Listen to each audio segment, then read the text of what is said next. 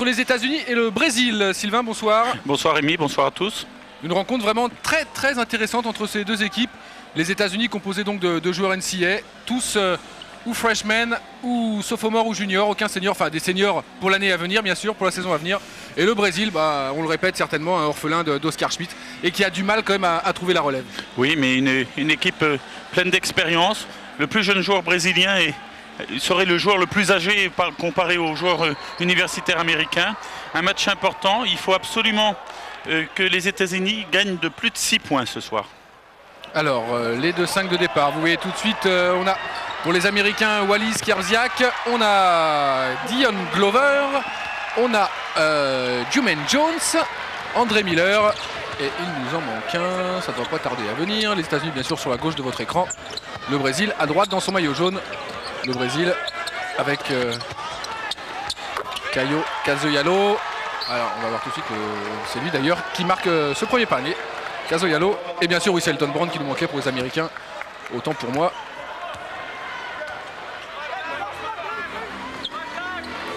André Miller. Le meneur de Utah qu'on a suivi toute la saison sur AB Sport et entre autres pendant le Final Four.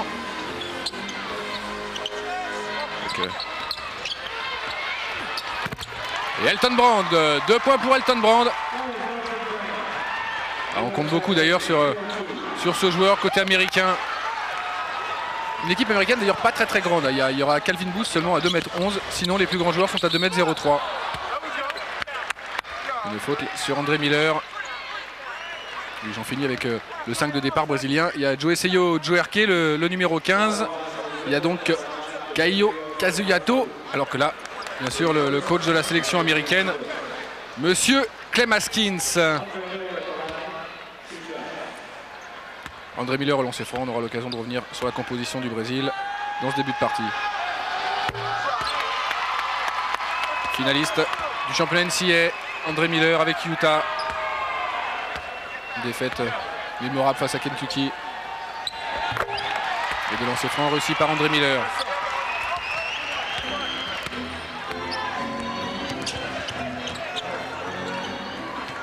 Demetrius Faresiou.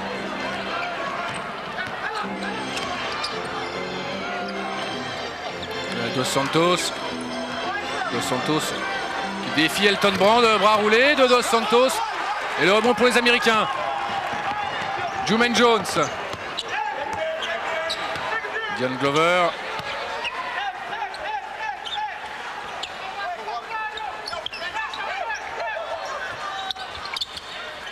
Jones.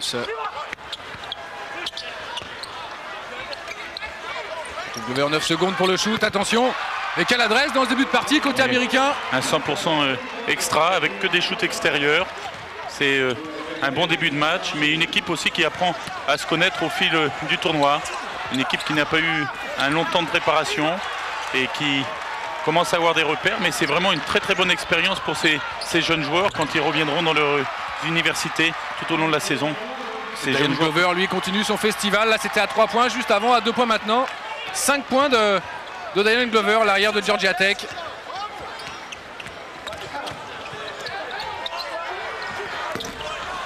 Un moins d'adresse extérieure pour les Brésiliens, mais un rebond de Dos Santos. Et ce lay-up main gauche de Ferraciu. Oh, bien sûr, des joueurs brésiliens qu'on connaît beaucoup moins que les Américains. Et le premier shoot manqué là par les Américains, c'était Jumaine Jones. Bah oui, forcément, à part ceux qui jouent dans le club champion de Franca et Vareja Hall, numéro 8, qui est dans NCAA à West Virginia. Et puis bien sûr le mythique, le célèbre Joao Viana.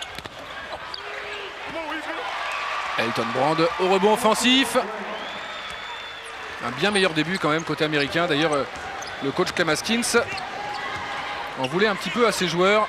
Oui, on voit tout de suite une grande pression défensive exercée par André Miller qui essaye de mettre un gros tempo défensif sur les meneurs adverses. Casoiato.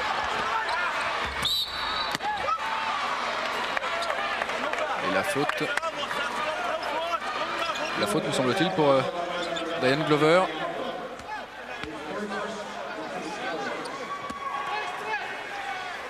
Le voici, Dion Glover, le numéro 9, 1m96. Donc. Et les Goodwill Games sont vraiment une bonne chose pour Elton Brand, qui avait été absent tout au long, une grande partie de la saison, et qui peut continuer à se remettre en condition physique.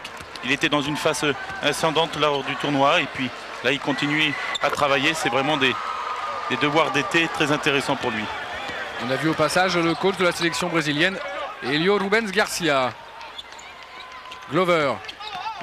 Un changement défensif de la part des Brésiliens qui sont passés en défense de zone. André Miller, ça ne le gêne pas là, ce petit shoot, petit jump shoot à 3-4 mètres. Ligne de fond. Ferrazio. Vous voyez une grande pression sur le porteur de balle à chaque fois. Santos qui cherche à chaque fois à défier Elton Brand. Cette fois-ci, ça réussit. A priori, hein, on a mission de donner le ballon intérieur chez les Brésiliens dans ce début de partie. Oh, décidément, quelle adresse à 3 points. C'est Wallis Skierbiak. L'un des deux grands, j'ai envie de dire, pour l'instant sur le parquet, avec Elton Brand à 2m03. Donc Wally, alors lui, son nom est quand même difficilement prononçable. Skierbiak. S-Z-C-Z-E-R. Au scrap, il faudra avoir 2 Z. Il joue dans l'université de Miami, Ohio. Et premier temps mort, au bout de 4 minutes, 18 points déjà marqués par les Américains. Il y a un petit problème défensif à régler d'urgence au Brésil. Hein. On était en défense home-home, on passe en défense de zone, on encaisse 2 paniers sur la transition, sur des shoots extérieurs. C'est jamais bon, c'est un mauvais repli défensif pour l'instant des Brésiliens. Il faut être un peu plus concentré dès le départ. Est-ce que 18 points en 4 minutes, ça nous change du Russie-Argentine d'hier soir, qui était un match très défensif. Oui, mais ce sont des jeunes joueurs, ils récupèrent un peu plus facilement. Et puis eux, dans 4-5 jours, dans 2 jours, excusez-moi, le tournoi est terminé, donc ils peuvent tout donner pour l'instant. Ils n'ont pas les championnats du monde en vue, donc bon. Alors rappelons qu'il y avait un autre match hein, aujourd'hui dans ce groupe B, Porto Rico-Chine. Le Porto Rico donc qui s'est imposé 74-73 très difficilement d'un petit point. Et donc cette rencontre États-Unis-Brésil qui est la dernière de ces groupes de qualification, sachant que le premier du groupe A rencontrera le deuxième du groupe B en demi-finale, le premier du groupe B rencontrant le deuxième du groupe A.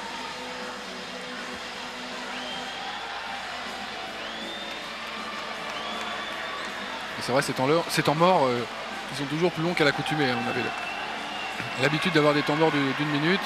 Là, entre la publicité. Une salle qui se remplit en tout cas, le Madison Square Garden. Bon, c'est vrai que ce sont les Américains. Mais c'est vrai aussi que plus on va avancer dans le tournoi, plus l'engouement va se refaire sentir, d'autant plus si les Américains sont en demi-finale. Ce qui, d'après le début de partie que l'on voit, semble tout de même bien engagé. Oui, mais c'est jamais facile à gérer un écart. Il faut absolument qu'ils gagnent de plus de 6 points, c'est-à-dire 7 points au minimum. Et pour eux, ils ont intérêt à exercer une pression tout au long du match parce qu'à 8-9 points à 1 minute 30 de la fin, ça ne serait pas évident. Donc on va voir si les États-Unis peuvent maintenir ce tempo tout au long du match. On voit André Miller exercer tout de suite une grande pression défensive, ce qu'il ne faisait pas toujours à Utah parce qu'on avait vraiment besoin de lui à la marque. Là, il sait que derrière, il y a Khalid El Amin. Donc c'est un bon remplaçant, c'est un bon substitut, chose que Utah n'avait pas cette saison.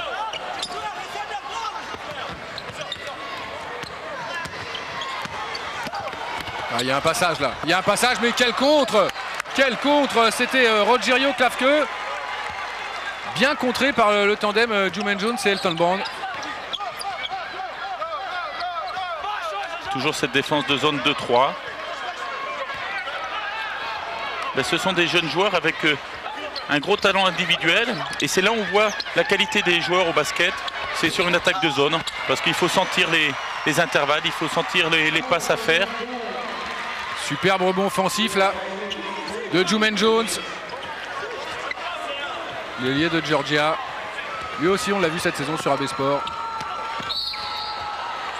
Fameux Georgia, Kentucky d'ailleurs, où Toby Smith jouait contre son ancienne équipe. On revoit le panier à 3 points de tout à l'heure. Ah non, ça c'est le shoot manqué, le superbe rebond offensif donc de Jumaine Jones. Un rebond offensif, on le répète, c'est vraiment signe d'un bon shoot. Les coéquipiers sont placés.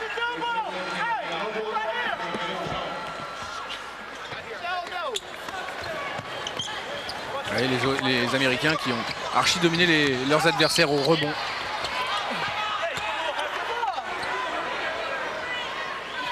Avec Clem Haskins. Clem Haskins, coach de l'année en 97 en NCAA.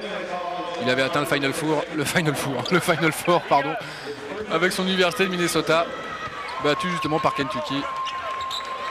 Mais le Kentucky de Rick Pitino va celui de Tubby Smith. 2 points pour Jurke. Et toujours ces 10 points d'écart en faveur des Américains. Andre Miller. Keith Carter qui est rentré, numéro 6 pour les Américains. Le voici avec le ballon. Également James Posey, le numéro 12 de rentrée. Le voici justement pour le shoot. Non, il décale très bien Keith Carter. Superbe action collective. Oui, ils lisent très bien.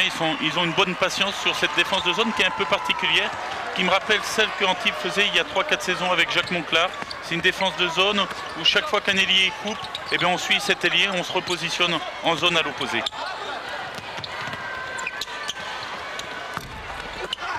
Les Brésiliens qui ont du mal en attaque, hein. Et encore un rebond de Wally. Et Elton Brand, le panier accordé à Elton Brand. Et Dion Glover sur le banc qui encourage son coéquipier. Un panier qui nous rappelle des bons souvenirs. Wojciechowski pour Elton Brand. On se rappelle qu'ils étaient revenus dans un match contre UNC de cette manière-là. Wojciechowski à chaque fois sur les transitions allait retrouver Elton Brand qui court très vite, qui est très mobile. Et on le retrouve à l'intérieur. La défense n'est pas positionnée, c'est une très bonne action, c'est simple le basket. Ouais, 19 points et 10 rebonds de moyenne pour Elton Brand dans les 2 premiers matchs. C'est assez impressionnant quand même. Et plus 15 pour les Américains. Ferraciu. Vous voyez, on donne toujours cette orientation sur les lignes de fond. Il y a Brian Cardinal qui est rentré, le numéro 13 côté américain. Lui qui fait la remise en jeu pour Keith Carter. Il y a Clem Haskins qui fait beaucoup tourner ses joueurs dans ce début de partie. Oui, parce qu'il y a une grande débauche d'énergie en défense. On a besoin de faire beaucoup de rotation. Khalid Lamine également est rentré pour mener le jeu. Le voici en possession du ballon face à Ferraciu. C'est là où il est très fort sur les percussions. Il est capable de se rééquilibrer, de shooter ou de faire une bonne passe. Ah, c'est certainement le freshman qui nous a le plus impressionné avec Brendan Haywood. Hein. Khalid Lamine. Meneur de Connecticut.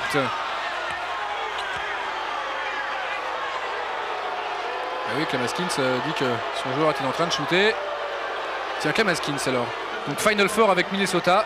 Vainqueur de la conférence Big Ten l'année dernière. Enfin pas la saison qui vient de passer, hein, celle d'avant bien sûr. 96-97. Ça a eu un effet tellement retentissant. Ça faisait 15 ans que Minnesota n'était pas apparu au Final Four.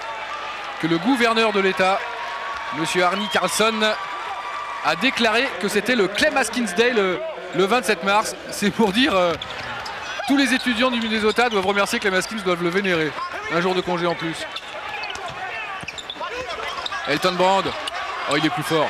Il est plus fort physiquement, il est plus fort techniquement que Dos Santos et que Jurke. Ça c'est très difficile à faire, un turnaround en s'écartant du cercle. Mais on voit les Brésiliens qui changent sans arrêt de défense. Ils sont repassés en homme à homme, mais on voit très peu la différence. Ils sont 2-3 joueurs sur le porteur de balle. Ils essayent de perturber ces jeunes joueurs étudiants, les mettre dans un mauvais rythme et les obliger à faire des mauvais choix. Un rebond offensif pour Dos Santos. On décale pour Casiolato. On va faire ressortir à l'intérieur. Donner à l'intérieur pour Jurke. Cette fois-ci, il s'impose, Jurke.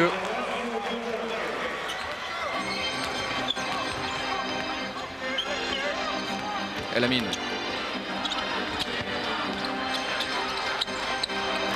Oh, très fort ce que fait Khalid Lamine. Individuellement, un poste pour poste, ils sont déjà supérieurs les Américains. C'est vrai, mais il y a l'expérience. Un bon repli défensif et ça va se terminer par le dunk, ça certainement dans ces Khalid Lamine. Donc un petit lay-up main gauche. C'est le plus petit joueur, 1m78 de cette équipe. D'ailleurs, c'est le plus petit joueur sur le parquet, tout simplement.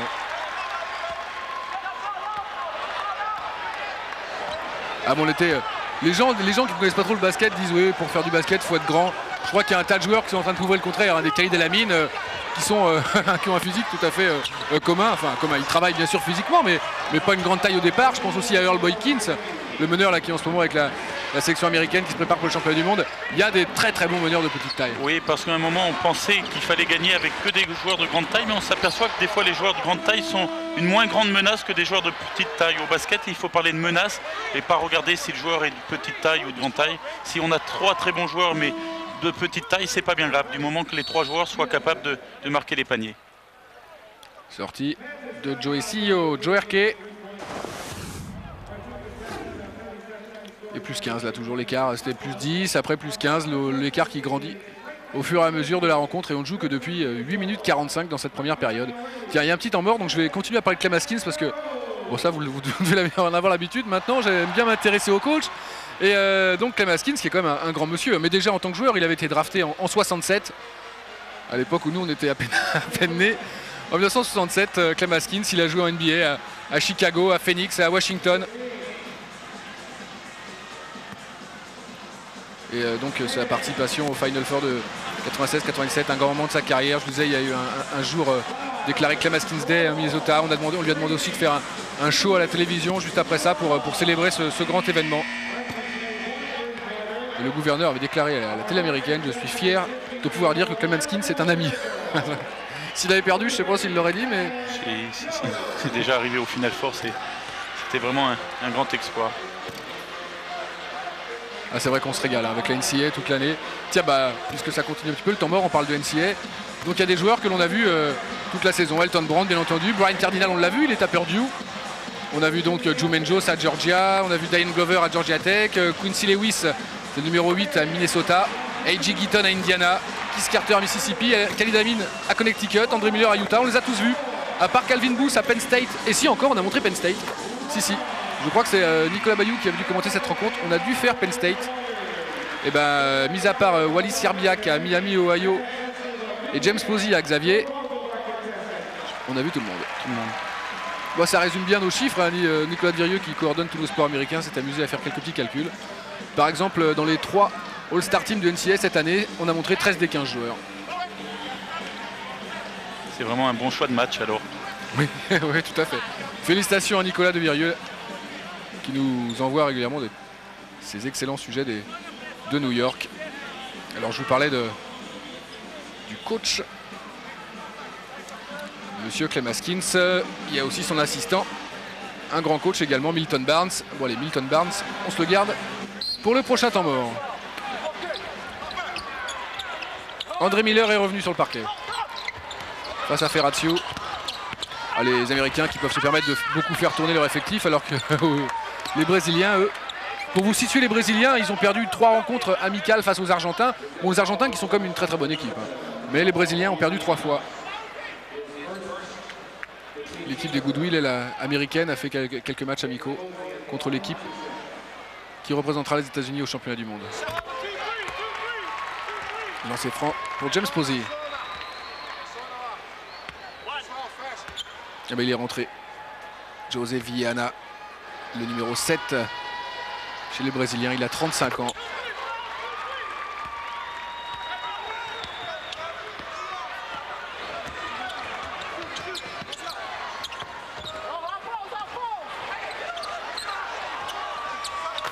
Enfin un panier longue distance. Enfin un panier longue distance pour Rogerio Klafke. C'est manqué par André Miller, mais un nouveau rebond et une bonne passe. C'est toujours récupéré par Miller qui évite le contre. Ah, il provoque la faute, il marque le panier derrière. C'est très très bien joué. La faute est justement pour Viana. Une bonne fin de shoot. En prenant son temps. Il ne faut surtout pas s'affoler dans ces situations-là. Bon, l'équipe du Brésil qui ne sera pas une des terreurs du championnat du monde, mais qui y participera également. Hein, je vous rappelle que 7 des 8 équipes présentes au Goodwill Games participent au championnat du monde. Seule la Chine, bon 6 parce que les Américains y participent, mais avec une autre équipe. Hein. Et dire que celle-ci est considérée par tous les observateurs pas assez forte pour jouer les championnats du monde et qu'elle est déjà en train de mettre 17 points aux Brésiliens en une mi-temps. Oui, c'est un peu surprenant pour une équipe qui veut maintenir une pression. Les Américains sont passés en défense de zone. Peut-être que ce panier de Ferrazio va les faire changer d'avis. Oui, surtout qu'ils avaient encaissé un panier à 3 points auparavant. C'est le deuxième shoot extérieur d'affilée. James Posey. Beau shooter. Hein. Plus 18.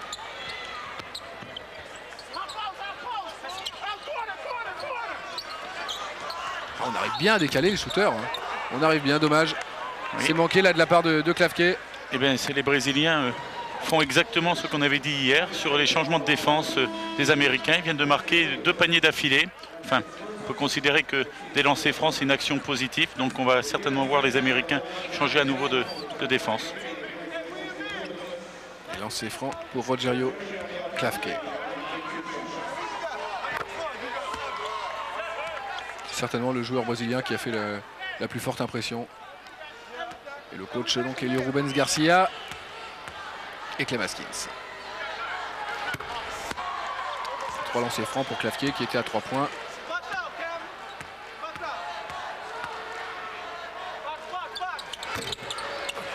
Et 3 sur 3.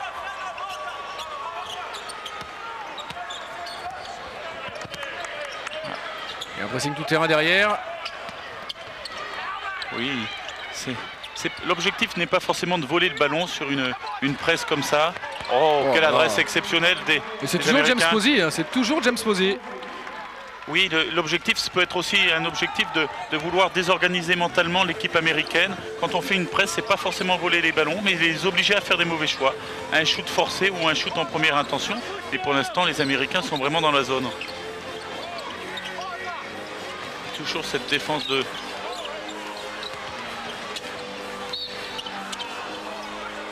Et là, il y a une faute. Oui. J'allais dire défense de zone, non, ils sont repassés en individuel. Et on revoit ce shoot de James Posey.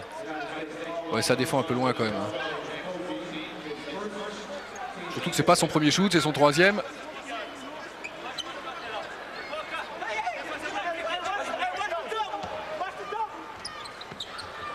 Et James Posey, il a quand même été élu 6e homme de l'Atlantic 10. 96-97, c'est pas rien.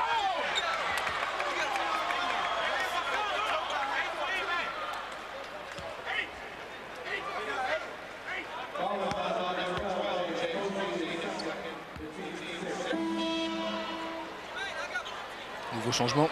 Ah, il est rentré Calvin Booth, numéro 15. Retour de Keith Carter également. Non, Keith Carter ressort. C'est James Posey qui s'en va. C'est bizarre ce choix, oui, il a l'air de râler un petit peu, de sortir. James Posey vient d'enchaîner 3 paniers consécutifs longue distance et son coach le sort. Ah non, temps mort, autant pour moi. J'ai rien dit. J'avoue que j'ai rien dit. Ah, les inconvénients du direct. Oui, comme l'inconvénient hier, lorsqu'on a fait une petite erreur, quand il y a eu la faute qu'on pensait intentionnelle et qui n'était pas intentionnelle, c'était très simplement et très facile à voir. Rien qu'en regardant le positionnement des joueurs au rebond. Il y avait des joueurs au rebond, donc ce n'était pas une faute antisportive. On l'a vu, mais un peu tard. Un peu tard. Et d'ailleurs, qui ne se manque pas de nous signaler, d'ailleurs, bon ça va, on n'a pas trop de coups de fil quand même. Et merci, un petit bonjour d'ailleurs au passage à Goran Radonjic qui nous a donné quelques petits éclaircissements sur certaines règles. Oui, on pensait que c'était une faute antisportive, mais l'arbitre avait tenu ses 2 mains, mais la faute antisportive, on le voit quand c'est au-dessus de la tête. Et là, c'était pas au niveau de la tête, c'est pas au-dessus de la tête, c'était au niveau du bassin. Donc c'était une faute simplement. Et une faute de notre part, mais à culpa. Nuestro culpa, on peut dire, non? Non.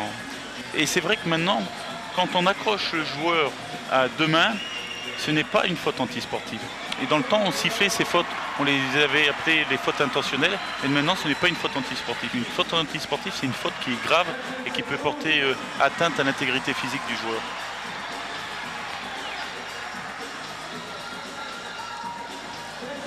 Bon bah, chose promise, chose due.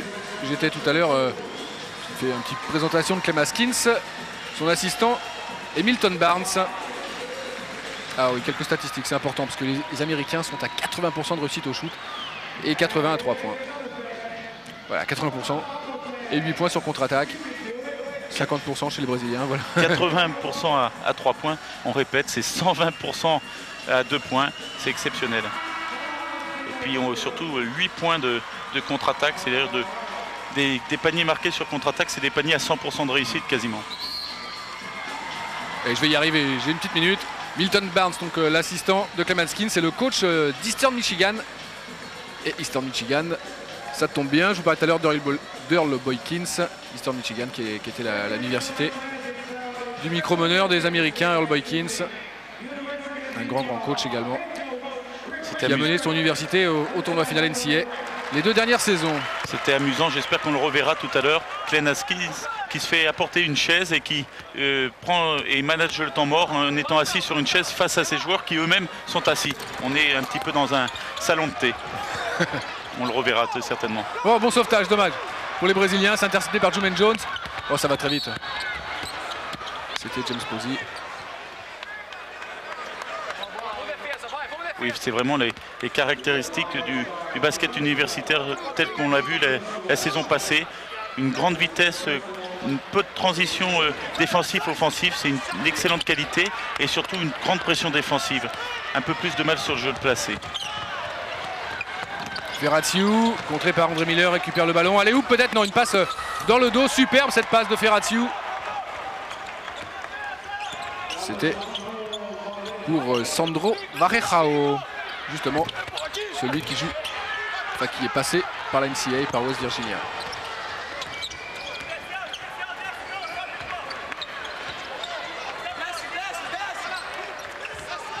Ah, maintenant il y a des joueurs de toutes les nationalités en université. Et nous on sera entre autres très bien représentés, les Français, avec Jérôme Moïseau à UCLA et Vasco Eftimov à North Carolina, 2 des plus grandes universités. Keith Carter marché. Et oui, il a vu trop tard, il allait shooter à 3 points, il a vu qu'il n'y avait personne en face de lui. Il n'était pas correctement sur ses appuis, il n'était pas dans une position que tout le monde connaît, la triple menace. Il n'était pas assez fléchi pour pouvoir enchaîner toutes les possibilités qui s'offraient à lui.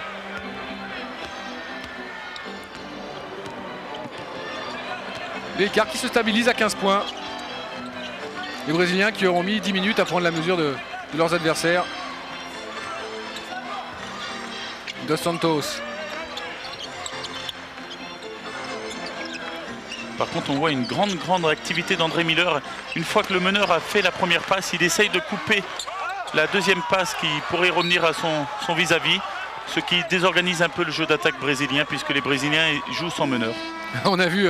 Bon, que vous parliez, José Viana, nous faire quelques dribbles, là, le numéro 7. Ah ouais, parce que le Brésil, hein, même si le basket marche bien, il y a quand même du football, il paraît, là-bas. Et nouveau temps mort. Et les temps morts, les coachs là, prennent leur temps mort aujourd'hui. Hein. On a vu hier des parties assez rapides. Là, aujourd'hui, les coachs utilisent tout à fait leur temps mort. Ah, les pom-pom girls. Parce que la mascotte, on en avait un petit peu marre.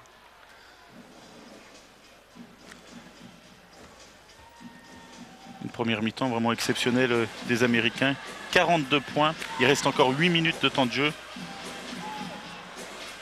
Ça serait un score au-delà des 100 points, que ça ne sera pas surprenant. Remarquez s'il continue à shooter. Enfin, ça serait étonnant quand même qu'il shoot à 80% toute la partie.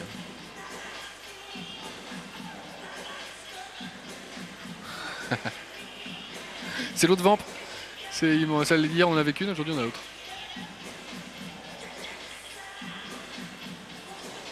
Ah, dès qu'il y a le Brésil, par contre, c'est souvent sympa au niveau de l'ambiance. Hein. On l'a vu à côté du Stade de France, puisque nos studios sont juste à côté. On voyait passer les supporters brésiliens à chaque fois. Tout le monde sortait pour aller faire un petit peu la fête avec eux.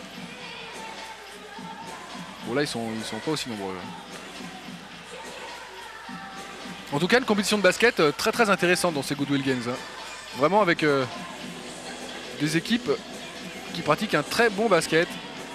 Et cette équipe américaine là qui s'est fait surprendre contre Porto Rico. Vraiment là c'était la première manche. Ouais, faute professionnelle quand même. Oui. Ils se sont fait remonter dans. Ils avaient à un moment donné, je crois, plus 20 points d'avance.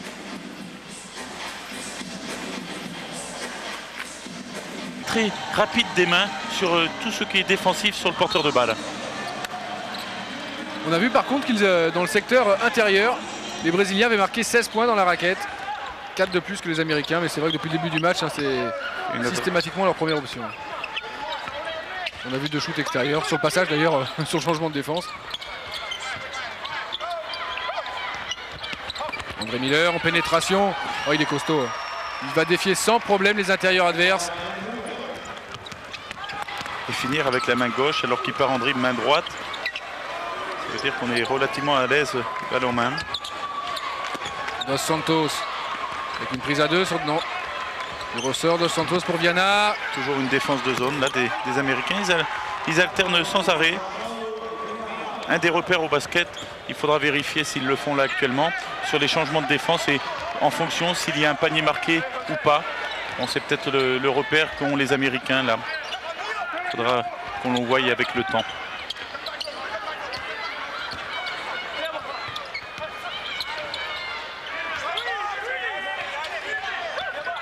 8 secondes pour le shoot, c'est André Miller qui le prend à 3 points. Oh, il est incroyable cette adresse à 3 points depuis le début du match.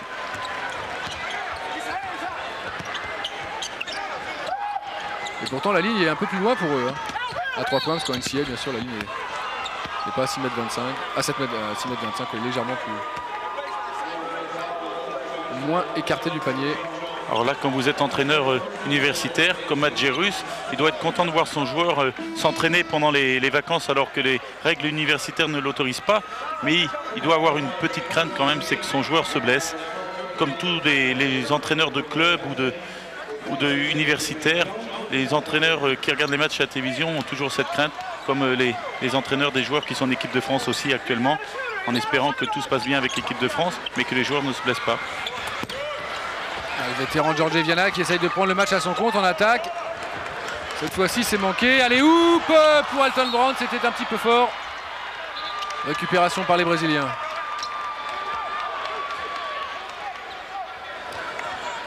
C'est vraiment une très bonne réaction du coach Haskins qui tolère les erreurs offensives parce qu'en attaque on ne peut pas toujours réussir tout ce que l'on tente, mais par contre en défense on doit être très très vigilant. Peu de balles perdues d'ailleurs pour les Américains, seulement la deuxième. Oui, de très bonnes rotations sur cette défense de zone. Les Brésiliens ont eu du mal à trouver des bonnes positions extérieures. Oh, quel contre à nouveau! Elton Brand, mais bon rebond offensif de Dos Santos qui avait bien suivi. Oh, Elton Brand qui domine les débats dessous. Hein. Et je rappelle, il ne fait que 2,03 m. À Krzyzewski, son coach à Duke, hein, on a fait des éloges de ce joueur. Même avant qu'il arrive, il avait dit oh, j'ai loupé Chris Webber, j'ai loupé Anton Jamison. Là, enfin, je l'aime en intérieur. Parce que comme on le dit à chaque fois, hein, on ne peut pas gagner sans intérieur de très haut niveau. Sauf si on a Michael Jordan dans son équipe et Dennis Rodman pour prendre tous les rebonds. Mais c'est vrai qu'il est difficile de gagner sans un grand joueur intérieur. Et c'est ce qui manquait à Duke.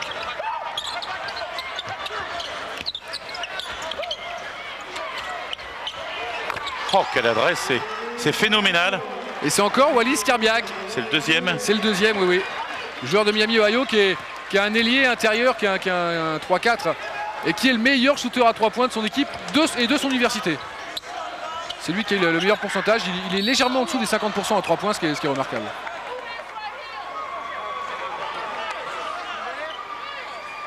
Et dans la même position. Bon, ça défend un peu loin du porteur de balle quand même chez les Brésiliens. Ils ont peur, les jeunes Américains sont très très rapides sur le premier pas, ils ont peur d'être percutés, donc ils se tiennent un peu éloignés. Et bien ils ont peut-être pris le pari ce soir de dire aux Américains shooter extérieur et puis marquer les tentatives que vous prenez. Mais ce soir les Américains sont très très adroits.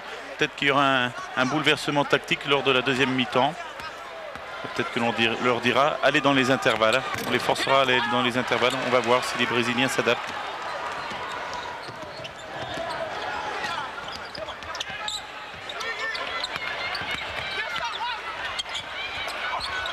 On va contrer cette fois-ci Szczerbiak. Non, le ballon va être rendu aux Brésiliens. Attentif sur le repli défensif, c'est bien ce que montrait Wally Szczerbiak à ses coéquipiers. Et finalement, il était tout seul pour conclure. Rogerio claqué. Voilà, on l'a entendu claquer la main. Une faute. Pour Khalid Elamine qui est revenu. Enfin, c'est aussi signe de qualité des Brésiliens. Première erreur des Américains, eh bien on transforme le panier. Regardez quelle lenteur au repli défensif quand même. Erreur d'inattention là, impardonnable. Oui, mais que les Brésiliens ont tout de suite transformé. Elton Brand qui provoque la faute de Sandro Varejao.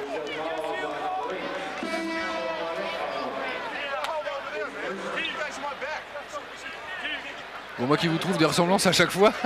Vous trouvez qu'il ressemble à qui, le coach brésilien? Elio Rubens Garcia. Il a une jolie moustache. Daniel Toscan du Plantier, moi j'aurais dit un petit peu. C'est pas une référence basket. Il y avait un entraîneur de basket qui était très sympathique et qui était Indilis Vanax. Ça remonte à très longtemps. Il s'est occupé de l'équipe du Mans. Et Clem Haskins, je vais trouver quelques airs d'Ernie Seniors dans quelques années. Allez, on revient sérieusement au jeu. 51-33 plus 18 pour les Américains. Les Brésiliens jouent mieux, ils marquent maintenant en attaque régulièrement. Le problème, c'est que les Américains marquent aussi eux quasiment à chaque fois. Viana qui provoque la faute. Le panier, non, le panier n'est pas accordé. Ah, les Brésiliens là qui viennent tous râler auprès de l'arbitre.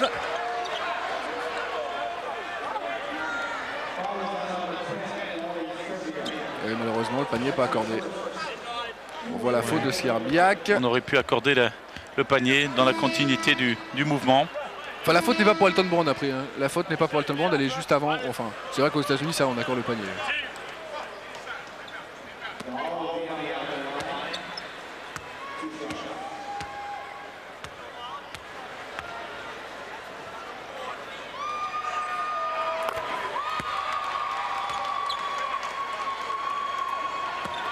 Bah, c'est en fait depuis l'entrée de José Viana que les Brésiliens quand même ont rétabli l'équilibre. C'est le joueur expérimenté de cette équipe, je vous le rappelle.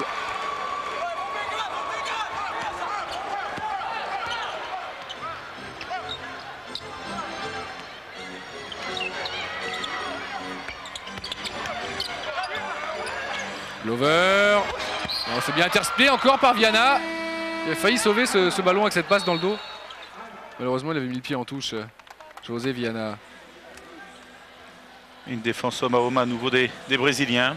Il y a beaucoup de changements de défense. C'est très intéressant. Ils essayent de perturber l'adversaire.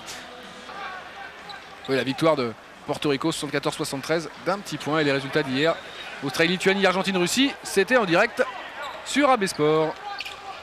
Allez, retour au jeu. Khalid Alamine. Oui, on voit de plus en plus des actions avec deux joueurs qui se mettent côte à côte, ce qu'on appelle les doubles écrans. On l'a dit, le basket a évolué, les joueurs ont grandi, donc il faut donner des espaces aux porteurs de balles. C'est un moyen, en faisant une surcharge d'un côté, de laisser des 1 contre 1 plus facile pour le porteur de ballon. Il fait une sacrée partie, ce Wallis Skierbiak. Oui. Même s'il met un peu de temps à se replier en défense. Il a fait un mauvais choix tout à l'heure, un shoot surprenant, là, un peu casse-croûte, mais sans ça, il est vraiment d'une grande adresse. Oh, superbe cette passe, malheureusement. C'était pas si facile à récupérer pour Claudio Clemente. Ferraciu, Clemente, justement, on le retrouve. Oh, il y a une faute, oui. Il y a une faute de James Posey. Aucun problème.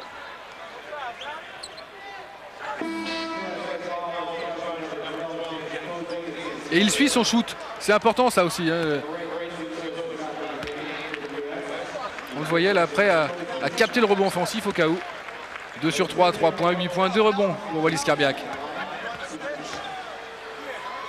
Et puis lui, si au basket ça marche pas, il pourra jouer dans l'air à Malibu. Hein.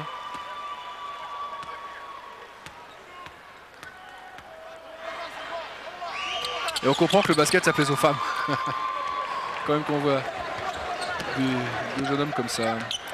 53-37 plus 16 pour les Brésiliens. 3 minutes à jouer dans cette première période. Khalid Alamine face à Ferraciu. Avec Quincy Lewis qu'on n'avait pas vu encore. Elton Brand à la lutte avec 3 Brésiliens. Il s'en sort, Elton Brand.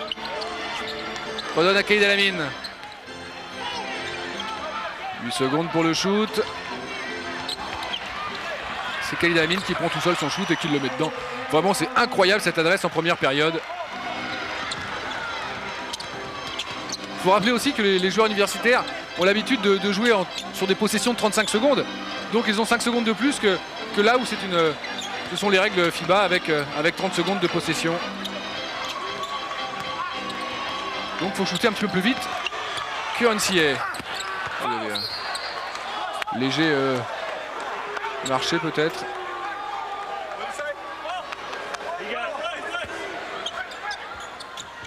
En tout cas, on peut pas dire qu'il soit vraiment expansif, hein, le coach brésilien pour le moment. Quelle superbe claquette.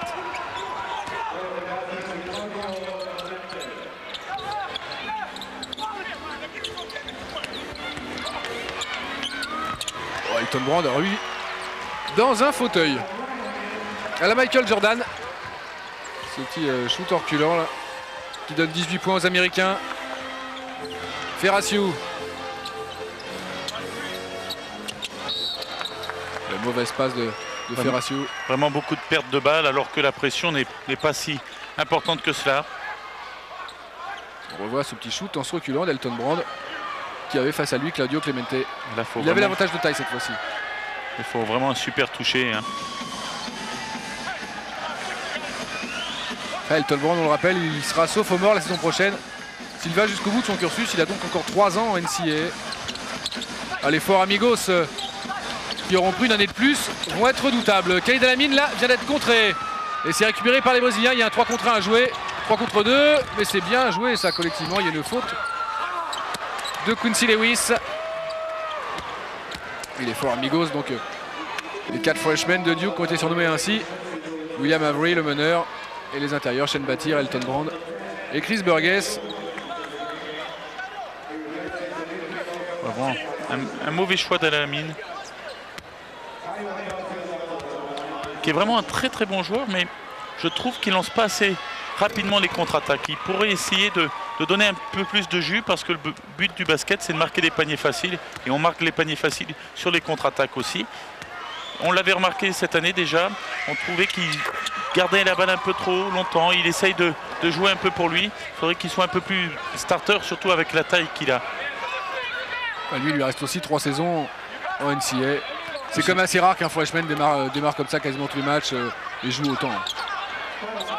Oui, mais c'est une bonne tactique de son entraîneur. Il aura 3 ans pour mûrir. On ne peut pas demander aussi à des joueurs de sortir du banc et puis de dire la 3e année, ben, tu vas jouer, tu vas porter toute l'équipe sur tes épaules. Le poste de meneur de jeu, c'est un poste très particulier. Il faut savoir gérer les autres, savoir se gérer et savoir être un exemple. Et ça s'apprend avec le temps, mais il faut tout de suite avoir des responsabilités. Il y a une faute au passage signée contre Rogero Klavke. En discussion avec Clem Haskins.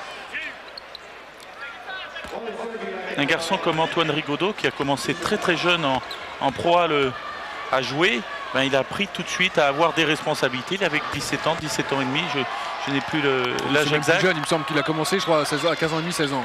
Bon, eh ben, il a appris tout de suite à assumer le rôle de leader et ça, c'est vraiment un gros plus. Oui, mais seulement des Antoine Rigaudot ou des Khalid Elamine, il n'y en a pas tous les ans. Il n'y en a pas tous les ans, mais de temps en temps, il y a des joueurs à fort potentiel qui n'ont pas cette chance-là. Et c'est vraiment aussi un bien de la part des entraîneurs de laisser la chance à ces jeunes joueurs. S'ils ont le talent, eh bien, il faut qu'ils jouent. On parle d'Antoine Rigaudot, c'est pareil pour Aymeric Jeannot à Cholet avec Eric Girard, Tout à fait. Qui a joué plus de 10 minutes par match dans une équipe qui joue le haut de tableau en Pro A. Et toute la génération des Dijonnais la saison prochaine qui va être très très intéressante là. Avec Souchu, Willem Lor, Kanté. C'est pour ça que c'est pas toujours la peine d'aller non plus dans le basket universitaire. Si on joue en Pro A en France, eh bien, autant rester en France. Et les joueurs reviennent sur le parquet. C'est un écart suffisant, mais par rapport aux plus 7 points, mais il faudrait encore accroître cet écart. Au basket, tout va très vite, 2 paniers à 3 points et les Brésiliens seraient à portée de fusil. Khalid Elamine. Vous voyez Il restera 2 secondes peut-être aux Brésiliens pour shooter. Il va aller prendre l'intervalle dans les 8 dernières secondes, pas avant. Jonas Skarbiak, super mouvement pour Kiss Carter. Il y a marché ou de Kiss Carter. Très très bien sifflé, monsieur l'arbitre. Il y a un marché au départ de Kiss Carter. C'est dommage parce que c'était une très très bonne combinaison des Américains. Et là, ça va donner l'occasion aux Brésiliens de revenir sous la barre des 15 points à la mi-temps. Allez, Casgiolato. Encore un contre d'Elton Brand et un nouveau rebond offensif de Claudio Clemente au buzzer. Au buzzer, ce rebond offensif de Claudio Clemente.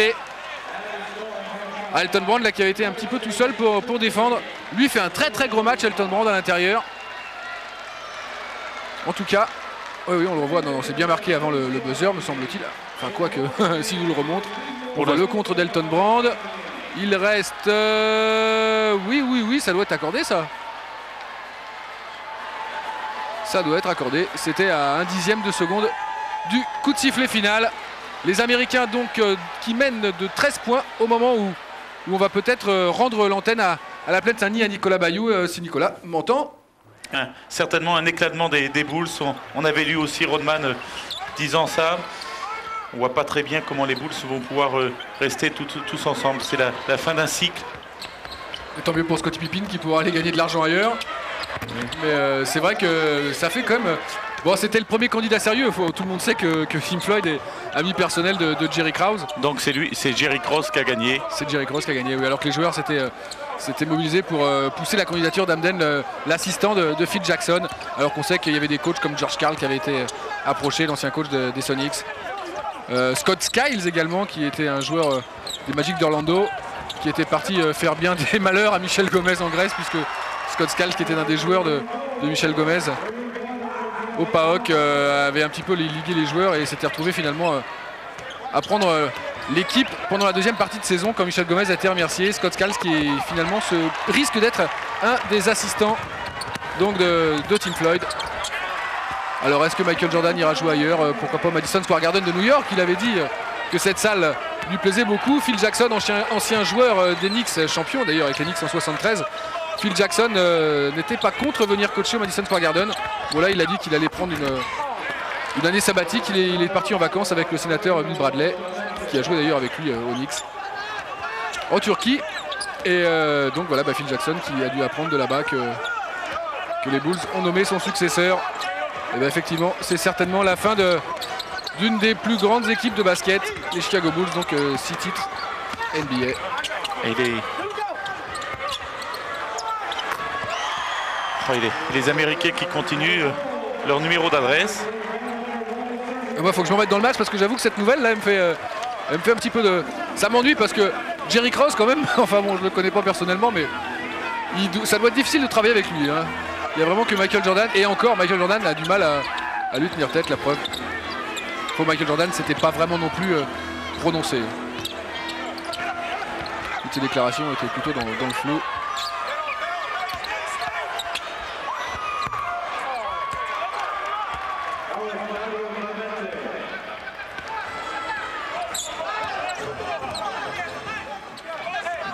Les Américains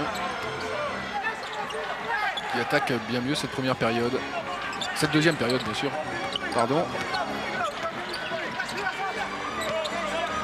On vous le rappelle, hein, il faut que les Américains gagnent de 7 points pour se qualifier pour les demi-finales. Vraiment un super panier marqué par Glover, qui a eu une rupture dans son dribble, qui a fait une feinte et puis qui a réaccéléré tout de suite. Parce qu'au basket, pour aller vite, il faut savoir aller lentement. Et c'est très difficile pour les jeunes joueurs. Et le Glover l'a très bien fait dans son dribble. Il y avait un 3 contre 1 à jouer. C'était un petit peu tardif là, cette passe d'Elton Brand. Ah oui, il prête ça au sérieux, hein, cette compétition. Il ne faut pas croire. On revoit cette action de Diane Glover. Et cette bonne passe pour Elton Brand.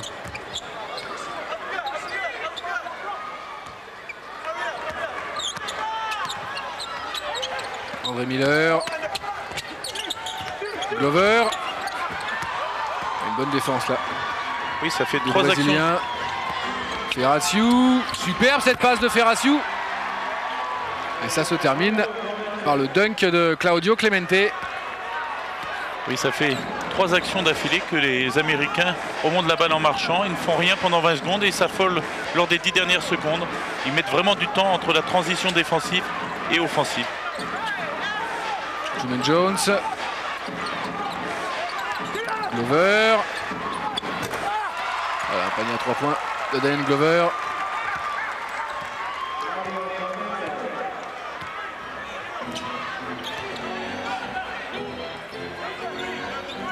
Ferraciu. Il y a peut-être un petit marché au départ de Casiolato. À l'arrivée, ça fait 2 points pour le Brésil. Plus 17 pour les Américains.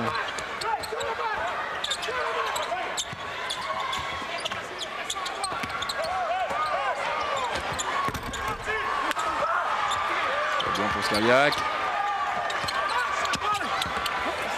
Skerbiak. Et là, Elton Brand qui continue à être aussi présent sous les paniers.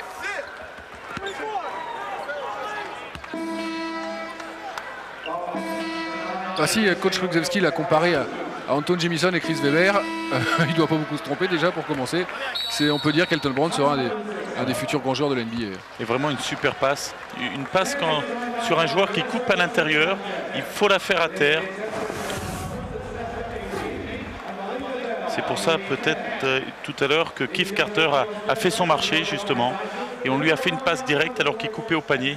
Il vaut mieux faire la passe à terre. C'est plus facile pour le joueur qui reçoit la balle de se rééquilibrer et de recalculer ses appuis correctement.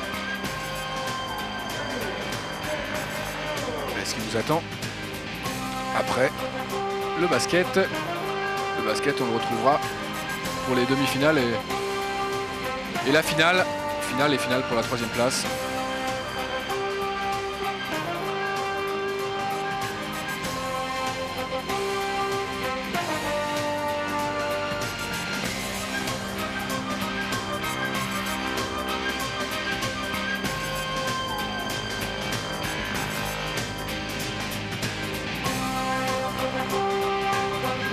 J'en suis encore à Team Floyd, moi. Je ne m'en remets pas.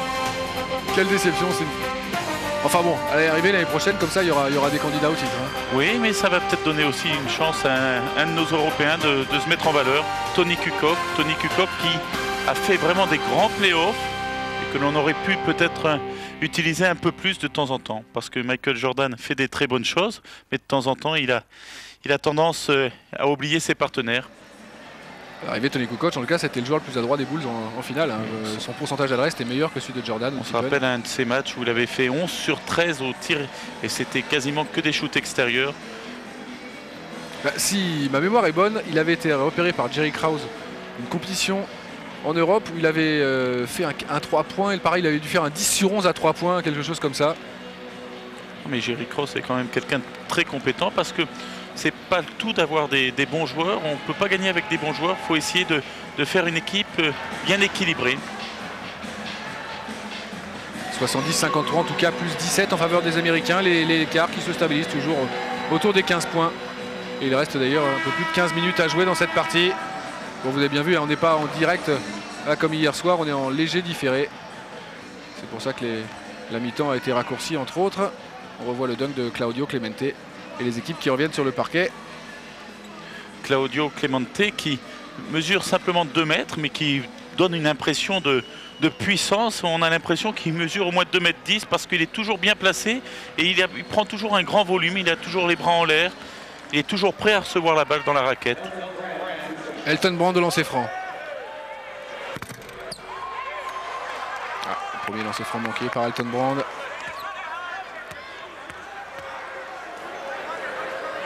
Et 6 sur 6 au shoot pour l'instant. Hein. Mais 0 sur 2 au lancer franc. Lui, je parlais d'ailleurs des meilleures équipes de freshman. Elton Brand, lui, a été élu dans la 3e équipe freshman de la saison écoulée. Et s'il n'avait pas été blessé aussi longtemps, probablement qu'il aurait été élu dans la première ou la... Allez, je vais dire la première, tiens, voilà. Je me mouille. André Miller. Alors il y a Elton Brand à la lutte pour la position préférentielle. Vous voyez là, les Américains jouent beaucoup en périphérie. Ils se retrouvent systématiquement dans les 10 dernières secondes sans avoir fait travailler cette défense brésilienne qui est toujours bien positionnée. Il va falloir remettre un peu de mouvement, mais pas mettre du mouvement avec le ballon, mais surtout travailler sans le ballon. Clemente. Ferratiu.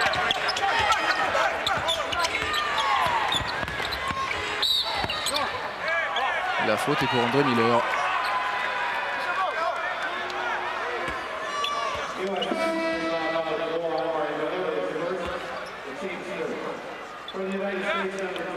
Si les États-Unis battent le Brésil de plus de 7 points, ils rencontreront la Lituanie.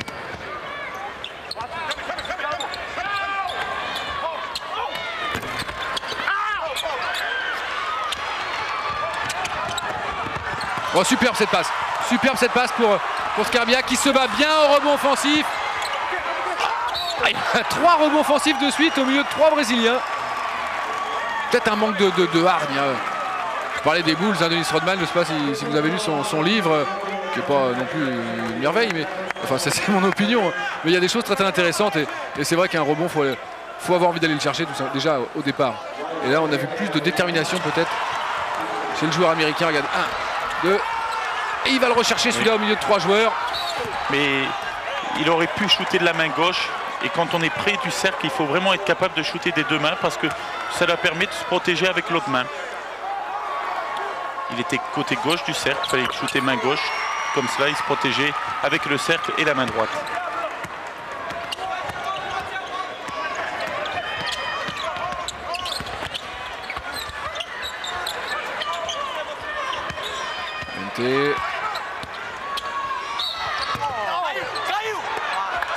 Mété qui a provoqué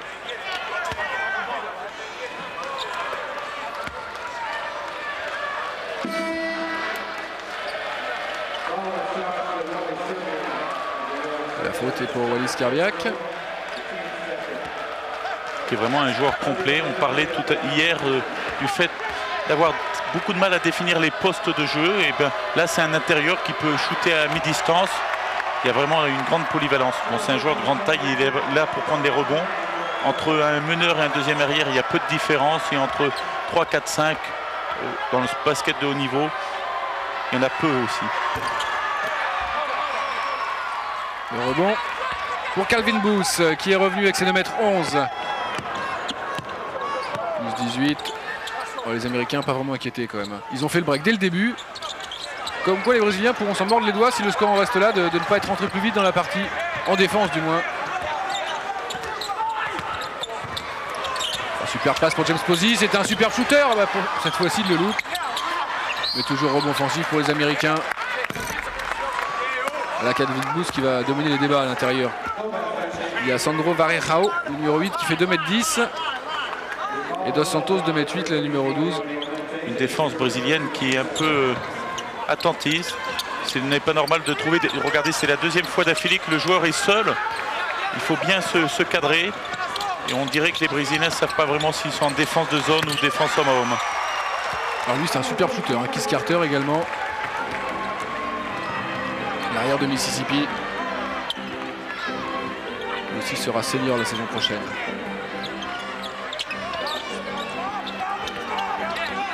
Il y a 3 qui seront seniors, c'est Calvin Booth, André Miller et Keith Carter. Les Américains qui ont des bons meneurs en tout cas, parce qu'il y a André Miller et Clay Delamine, et il y en a un qui joue pas beaucoup. Superbe! Superbe ce dunk, c'est Viana qui est revenu mais sans les lunettes. Il voulait nous tromper mais nous on l'a reconnu. José Viana. Ah non, c'est vrai qu'avec les lunettes c'était plus facile, mais c'est l'un des grands joueurs brésiliens. Keith Carter sous les panneaux. Il a l'avantage de taille sur son adversaire direct. Je parlais des meneurs, il y a quand même encore sur le banc A.J. Gitton, le meneur d'Indiana.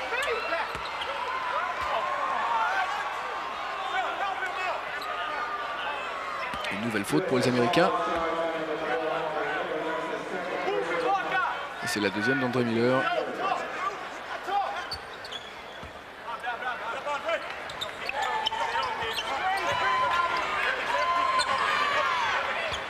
Ferraciu.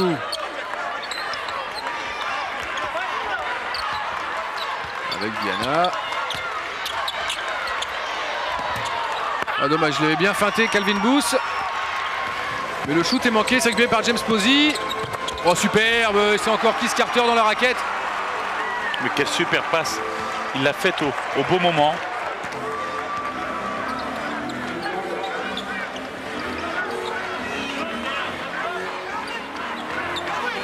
Ouais, 8 rebonds à 1 dans cette 2e période. Zolato, c'est manqué. Rebond Calvin Booth. Pardon, Calvin Booth, James Posey.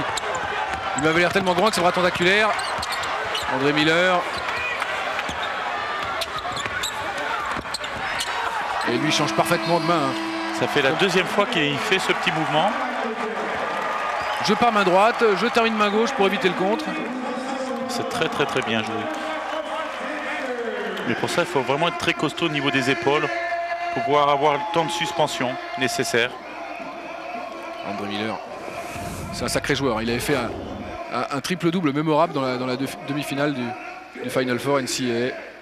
17 points, 13 rebonds, 13 passes décisives, hein, si je me rappelle bien. Et il était limite du triple-double dans la finale, malheureusement. Ça n'avait pas suivi aux Utes de Utah, battu par Kentucky.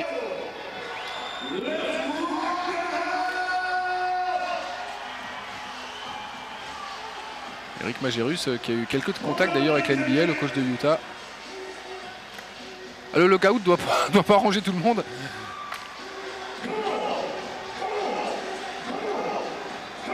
André Miller, lui, qui est un Californien de Los Angeles. Et on se rappelle de cette histoire, hein, c'est sa mère qui a voulu l'envoyer comme ça dans l'Utah en disant là-bas au moins, je sais que tu feras pas de bêtises parce qu'il a grandi en Californie dans un quartier un petit peu difficile. Et dans ces cas-là, on est quand même soumis à la tentation de faire quelques bêtises. Et sa mère a été très très heureuse qu'il parte jouer pour Rick Majerus dans l'Utah. André Miller qui a déjà joué pour l'équipe américaine des moins de 22 ans.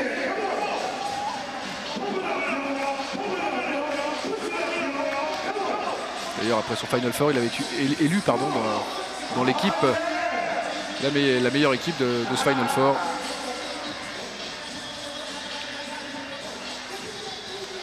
Qui avait été un peu essoufflé lors de la finale. Il avait tellement donné. Il avait le droit à une défense rapprochée. À cette équipe d'Utah en tout cas qui a surpris tous les bookmakers. Hein. Oui, Majerus qui avait fait un grand coaching lors du tournoi en variant sans arrêt les défenses. Mais il avait besoin aussi pour économiser un peu son 5 majeur de temps en temps passer en zone ou en double boîte.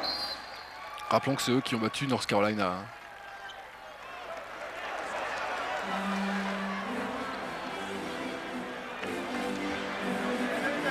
C'est quand même sympa d'avoir la saison prochaine un Français et à UCLA et à North Carolina.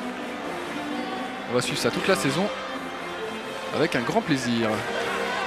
Ça devrait être les deux équipes les plus suivies sur AB Sport, certainement non. On va essayer. On fera confiance à Nicolas Delvirieux, quand il en aura fini avec ses Goodwill Games, de s'attaquer dès la saison prochaine au calendrier NCAA. On essaiera ensuite de suivre un petit peu tout le monde, hein. On essaye de montrer le plus possible.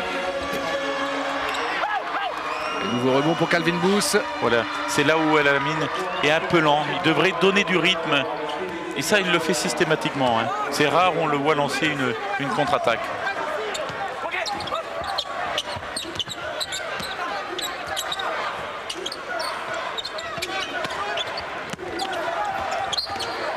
Il restera 9 secondes aux Américains pour shooter après cette remise en jeu. Voici le grand Calvin Booth, le pivot de Penn State. Et remise en jeu de James Posey.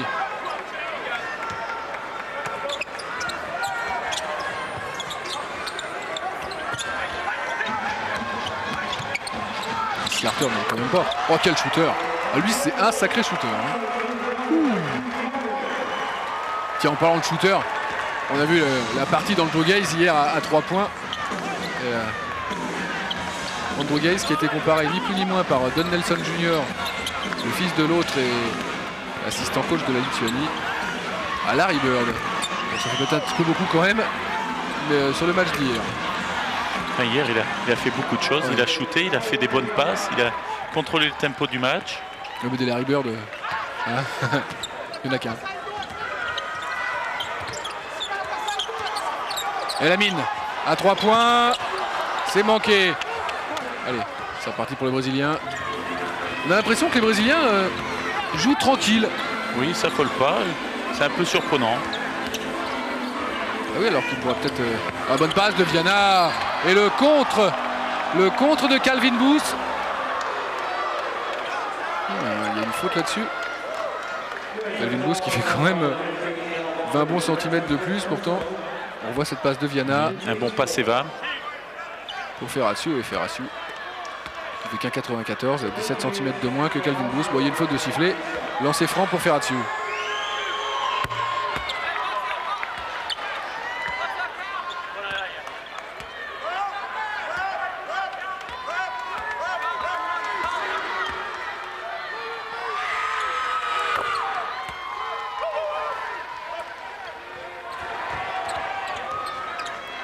sur les lancers francs. Ferraciu qui presse derrière Kedelamine. Les Américains qui mènent de 23 points maintenant.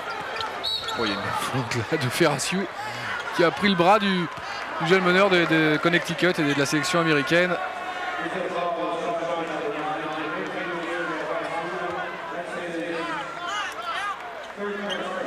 Cette équipe brésilienne qui est composée de joueurs qui viennent de beaucoup de clubs. Il n'y a pas comme quelques sélections qu'on a vues, style l'Argentine ou la Lituanie, comment dirais-je, une ossature. Voilà, je cherchais le mot, une ossature venant d'un club. Là, il y a des joueurs de partout, Botafogo, Franca, Ribeirão, Bandeirantes. Oh. Ah oui, là, entre Wallis Carbiac et Keith Carter à 3 points.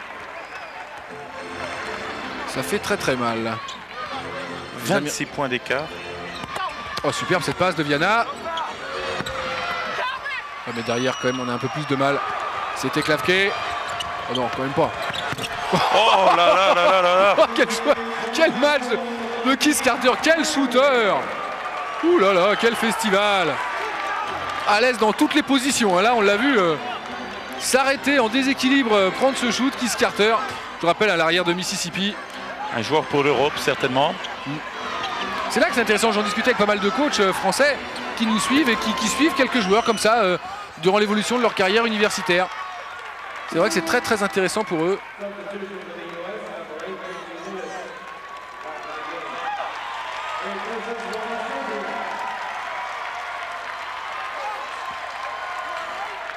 Vraiment un shoot très difficile et il avait même le temps un petit peu de prendre son shoot et de s'équilibrer, mais il l'a pris comme s'il y avait un défenseur à 10 cm de lui.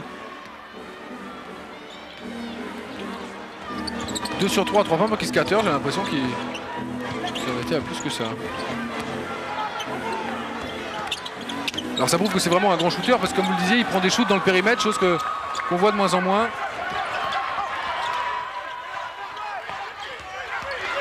Là il est en défense. Klavke qui a pris le meilleur sur le premier pas sur James Posey qui marque le panier. La faute. Une super percussion et il a eu peur des contres, il s'est bien équilibré, il s'est protégé en utilisant la planche. C'est très très bien joué de sa part techniquement. Et la faute pour Keith Carter. Lancer franc pour Klavke.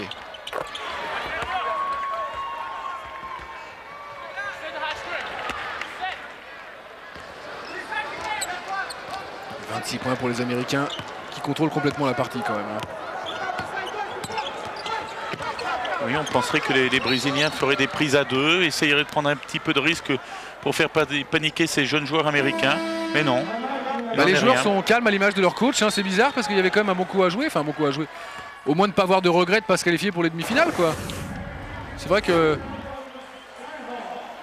le Brésil qui avait battu la Chine et qui avait battu Porto Rico de 4 points, 96-92. Le Brésil qui avait 2 victoires. Comme dans le même cas de figure que la Lituanie hier contre l'Australie. Ils ont gagné leurs 2 premiers matchs.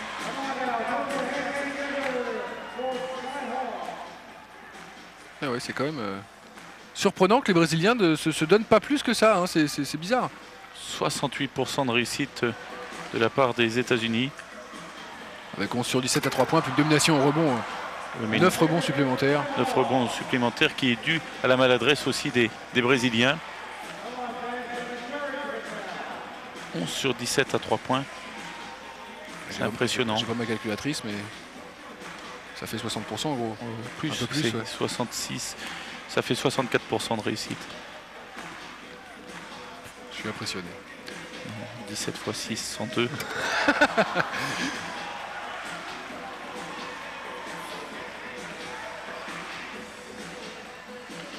Bon, on vous voit beaucoup aux chiffres, il faudrait vous voir aux lettres maintenant. C'est plus difficile pour moi. Ah, ça me fait penser à cette anecdote, parce qu'on parlait de Chicago tout à l'heure avec Phil Jackson. Phil Jackson, qui avant de faire carrière comme coach des Bulls de Chicago, avait quand même galéré dans un club de CBL et Albany Patrons. L'anecdote dit qu'il conduisait le bus de l'équipe d'une main et qu'il dessinait les mots croisés du New York Times de l'autre main, parce que c'est en fait c'est le fait de faire des mots croisés pour le New York Times qui lui permettait de gagner sa vie plus qu'autre chose. Donc c'est vraiment le père de toute l'équipe. Il conduisait le bus, il faisait les mots croisés. un monsieur vraiment passionnant, Phil Jackson. C'était vrai il y a 10 ans, tout ça. La CBA était un peu le parent pauvre de la NBA, mais maintenant la CBA a vraiment évolué. Et il y a des très très bons joueurs en CBA. Dans le temps, les joueurs de CBA préféraient venir en Europe plutôt que continuer à essayer de souhaiter obtenir un contrat, un 10 jours contrat pour la NBA. Et maintenant, ils restent en CBA. C'est vraiment une ligue professionnelle comme une autre. Rappelons que la CBA, c'est un petit peu la deuxième ligue américaine après la NBA. La CBA qui est un réservoir des matchs toute l'année, et les équipes NBA, les franchises NBA viennent piocher dans ces équipes de CBA pour pallier quelques absences sur des contrats souvent de 10 jours, et puis parfois quand ça marche un peu plus longtemps. C'est comme ça qu'on a vu pas mal de joueurs entrer dans des rosters d'équipes NBA qui sont passés par la France. On a vu un des meilleurs joueurs de CBA cette année, McDonald, qui était allé à Lyon jouer en France et qui est un des meilleurs joueurs de cette ligue.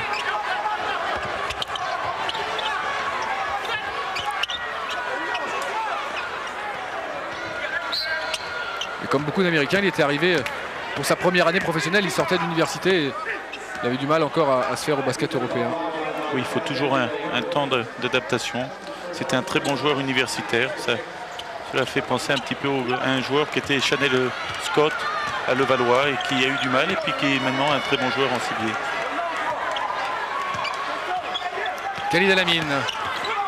James Posey prend une de fond et ressort. Oh non, quand même pas. Non, c'est un petit peu court cette fois-ci, le shoot de Keith Carter. Mais comme quoi, il y a quand même beaucoup plus d'agressivité. James Posey qui vient voler ce ballon dans les mains du joueur brésilien. Et tranquille, Khalid El-Amin. Un équilibre parfait dans le shoot.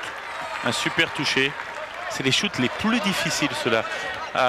Au niveau des pointillés du cercle de la raquette, c'est un shoot où il faut vraiment beaucoup de toucher, beaucoup de sensations. On les sent battus physiquement, les Brésiliens. Battus dans les duels d'homme à homme, là, encore une nouvelle interception, cette fois-ci pour Quincy Lewis. Et une faute sur Keith Carter qui s'apprêtait à conclure la contre-attaque de Quincy Lewis. Ah, c'est Keith Carter time en ce moment. C'est vraiment, on le voit partout.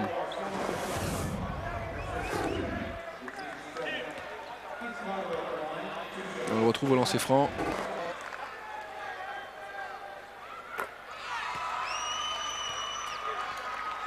Il a eu pas mal de distinctions pendant toute sa carrière en high school, dans les sélections de son état. Keith Carter.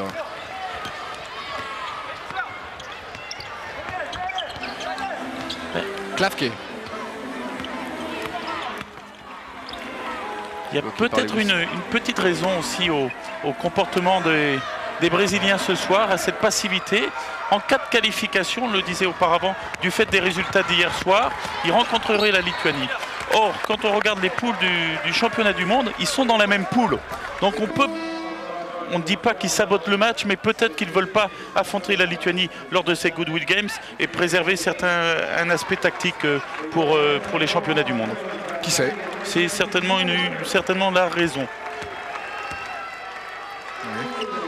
Non, pourquoi pas, c'est fort possible. Hein. Ils ne veulent pas s'affronter, on ne sait jamais, il y a une question d'état d'esprit, ils veulent peut-être masquer certaines choses.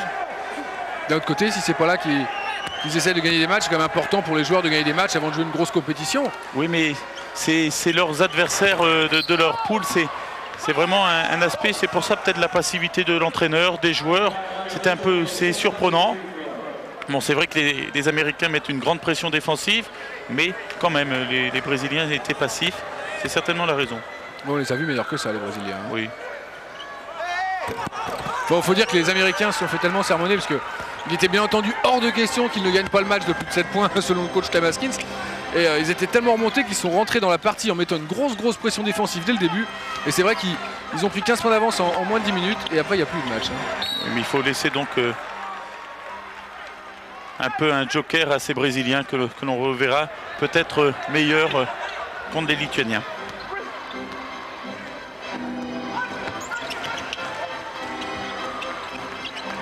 Et ce groupe des championnats du monde qui, outre le Brésil et la Lituanie, comptera la Corée du Sud et les États-Unis. Sachant que les 3 premiers se qualifient pour le 2e tour, on peut a priori miser une pièce sur Brésil, Lituanie, Amérique, enfin États-Unis, pardon.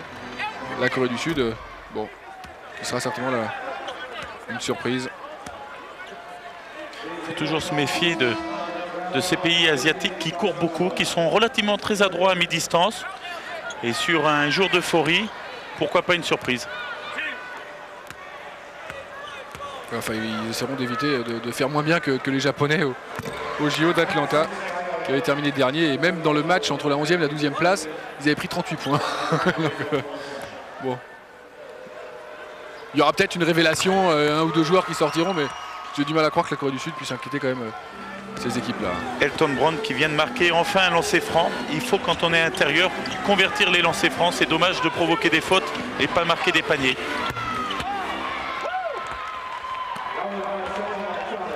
Je parlais de ça d'ailleurs avec Del Harris, puisque Del Harris est un spécialiste du lancer franc. Vous savez qu'il a eu le record de son high school au lancer franc, qu'il a beaucoup de records d'ailleurs dans cet exercice. Et superbe, Khalid El Amin, mais ça c'est un petit peu sa spécialité, hein, ce genre de mouvement. Il adore ça.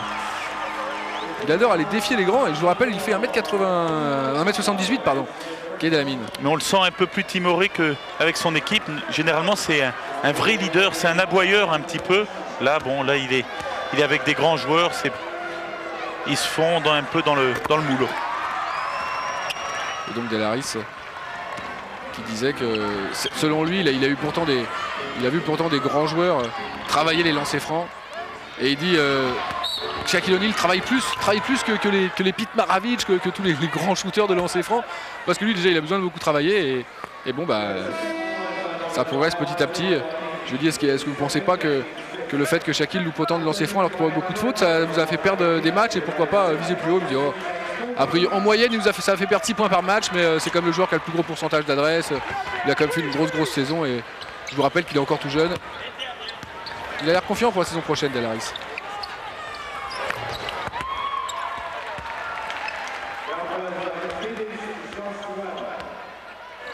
Les 5 dernières minutes, plus 23 pour les Américains qui se dirigent vers une qualification pour les demi-finales. Dans ce cas de figure, ils affronteraient la Lituanie alors que l'Australie affronterait Porto Rico. De belles demi-finales en perspective. Vous voyez, on ne voit pas de prise à deux de la part des Brésiliens.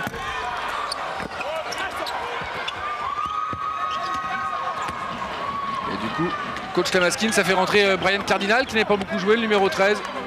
Par contre, il laisse Elton Brand, André Miller. Et rebond pour Quincy Lewis. Il y a Quincy Lewis et Brian Cardinal qui profitent de cet avantage pour avoir du temps de jeu.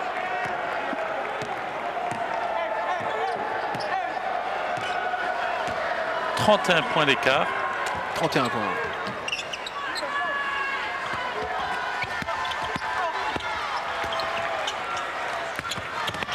Bonne passe de Lewis pour Elton Brand. Passe à terre encore. C'est très bien joué.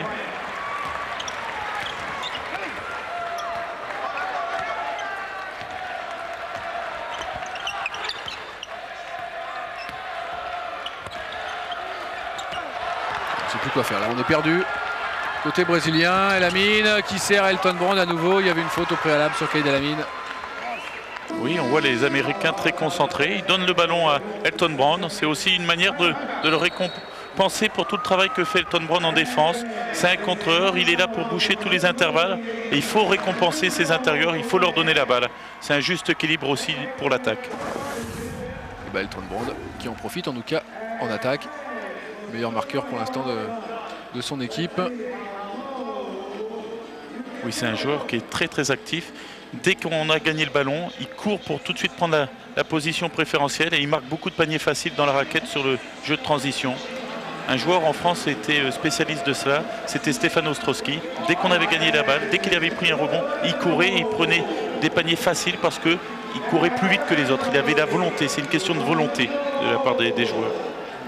Ouais, d'Antibes, Stefan Ostrowski qui retourne à Antibes d'ailleurs. Il y aura du beau monde dans la raquette antiboise, hein, entre Stefan Ostrowski, Mathias Sahlström, Brad Sellers, plus Thierry Rupert qu'Hervé Dubuisson veut leur faire jouer à l'intérieur. Thierry Rupert, vous avez bien connu, vous l'avez formé à Poissy-Château. Oui, il fera les deux positions. C'est un jeune joueur qui doit travailler. Et jouer à l'intérieur, c'est un moyen de le garder en confiance. Et puis il va s'écarter au fil des années. Hervé Dubuisson fait un très bon travail. C'est un excellent formateur. Il avait donné beaucoup de chance aux jeunes joueurs à Montpellier. Des garçons comme Sormante, Ronnie Coco.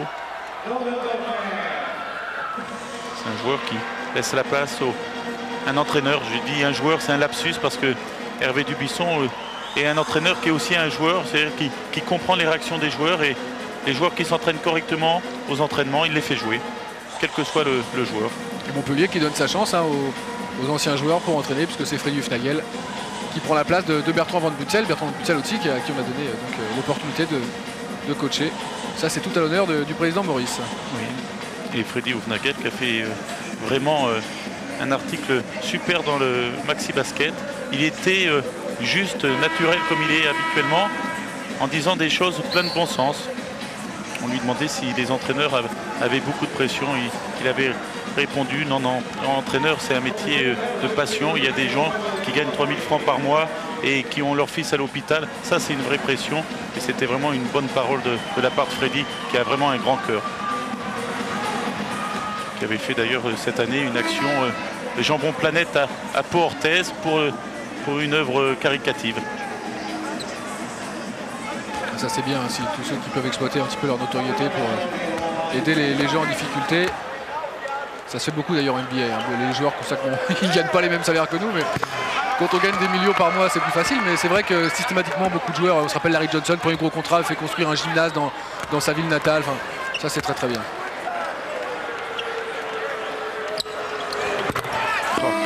Il a vraiment un shoot vraiment super bien équilibré. Et retour de Dion Glover pour les dernières minutes. À la place de Khalid Elamine. Félicité par coach Lamaskins. 101-66, plus 35 à 3 minutes 20 de la fin.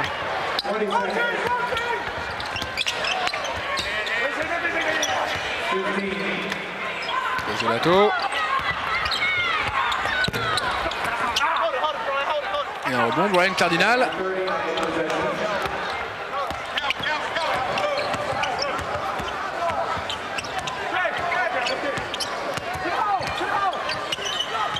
Miller. C'est pas trop difficile de... Alors à la fois d'un côté comme de l'autre, je dirais de finir une partie les 3-4 dernières minutes quand il y a 35 points d'écart. Autant le basket, c'est vrai, quand il y a 15-20 points, ce qui est déjà génial, on peut remonter. Autant 35 points, là, c'est vrai que c'est un petit peu difficile. C'est difficile, mais je pense sincèrement, on va voir un peu la réaction des joueurs brésiliens, de l'entraîneur. Je pense sincèrement que c'était un match calculé. On a dit, on préfère perdre et être éliminé de ces Goodwill Games et pas dévoiler notre jeu contre les Lituaniens, car cela risque d'être la partie décisive pour la qualification au tour suivant, pendant les championnats du monde, excusez-moi.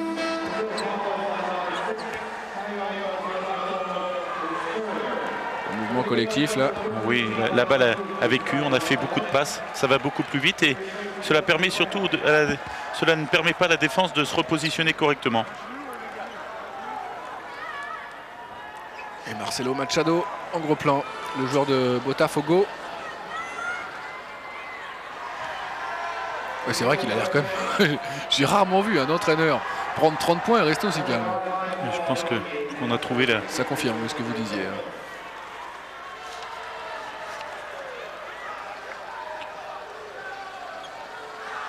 Oui, d'ailleurs, les Brésiliens, eux, ça n'a pas l'air trop les soucier non plus. Mais c'est jamais bon de jouer ce type de match en acceptant de perdre et en disant bon, on accepte de perdre, c'est pas bien grave, c'est fait exprès. Non, non, il faut avoir l'attitude de vouloir tout le temps gagner. Et là, c'est un peu contre nature. Bon, cela permet aussi aux Américains de se rassurer un petit peu en voyant une marque relativement équilibrée. 6 joueurs à plus de 10 points.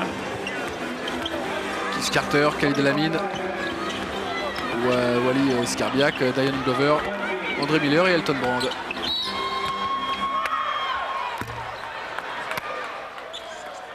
Alors que chez les Brésiliens, le meilleur marqueur, c'est Rogerio Clavque, le numéro 14.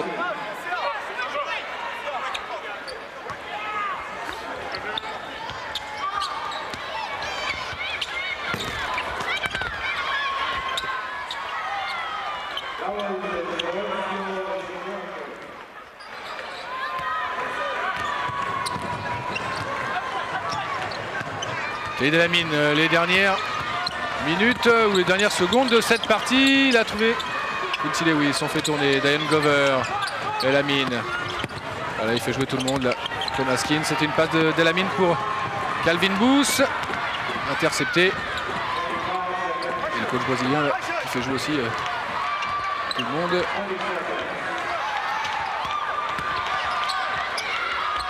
C'est jamais très facile quand on est entraîneur. Vous parliez justement de la gestion. Il y a aussi une gestion humaine. Les Brésiliens, c'est pas facile de faire entrer des joueurs à 1 minute 30 de la fin parce que quand on est joueur professionnel, il vaut mieux rester sur le banc de touche que rentrer pour 1 minute 30. C'est très désagréable quand on est joueur de jouer pour 1 minute 30.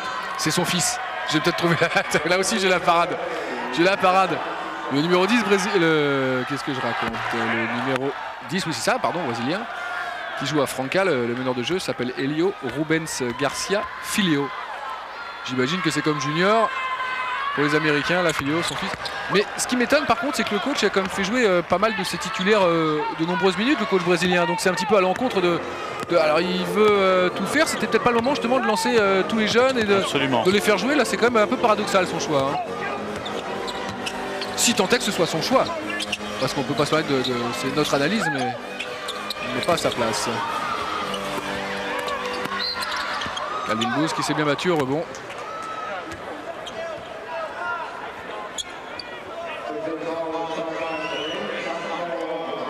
Il a autant hier avec aussi Argentine et Australie-Lituanie, on a l'impression qu'il y avait vraiment un combat de tous les instants. Là c'est vrai que ça nous fait plutôt l'impression du match amical. Là.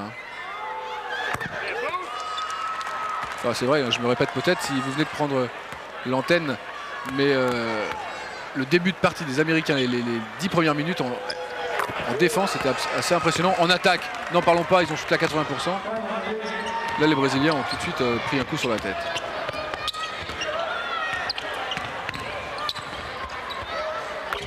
Et voici Elio Rubens Garcia Filho. Il sera marqué dans cette partie. 104-73, 40 dernières secondes. Kelly Delamine.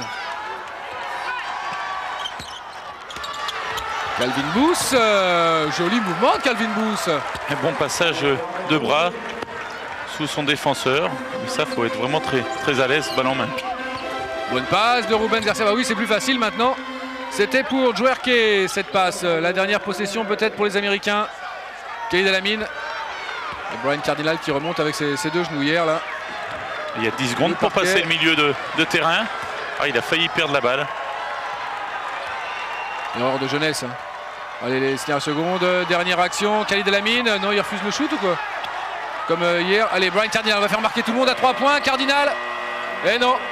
Trop court ce shoot de Brian Cardinal. Et donc les Américains qui s'imposent finalement 106-75. Donc plus 31. Plus 31 pour les Américains. Tout simplement. Votre conclusion, Sylvain? Je pense que les Brésiliens se préservent pour les championnats du monde et puis on verra certainement 2 très bonnes demi-finales, très intéressantes et très ouvertes. USA, Lituanie donc et Australie, Porto Rico. Voici les demi-finales. On va rendre l'antenne à Nicolas Bayou et nous on se retrouve dans la nuit de demain après-demain pour ces demi-finales. Au revoir à tous.